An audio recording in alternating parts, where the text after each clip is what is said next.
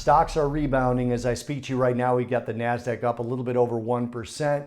The S&P up about 0.8%, the Dow up just short of 0.6%, and the Russell just below the flat line, but seemingly gaining strength. German inflation came in unchanged. The UK employment situation got slightly worse, and in the US, we saw the second consecutive month where core CPI beat. Headline core inflation rate came in at up 3.8%, which was higher than the 3.7% forecast, but still lower than the previous rate of 3.9%. But month over month core stayed unchanged at up 0.4%, which was stronger than expected and matched the gain we saw last month. Headline year over year beat expectations and was higher than last month's 3.1 reading at 3.2%.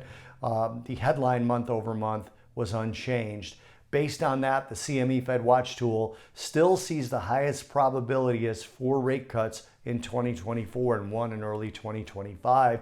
That makes us think of a couple days ago, Fed Governor Christopher Waller saying, "What's the rush on rate cuts?"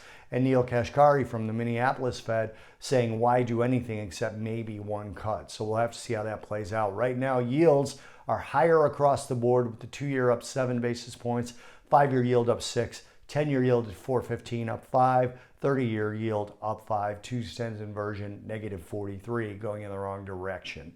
Russian seaborne crude exports hit record highs last week. The weekly volume so far this year, 3.7 million barrels per day, which is up nearly 600,000 barrels per day from the previous week, despite sanctions from the West. We're seeing crude oil creep back up above $78 a barrel. Certainly doesn't feel stable above that level when you add in that OPEC's production rose in February, despite them recently extending their production cuts. Production from all OPEC members jumped by 203,000 barrels a day from January to February, according to their monthly oil market report, which was released today. Now, looking ahead, no Fed speak. Again, quiet period before the FOMC meeting.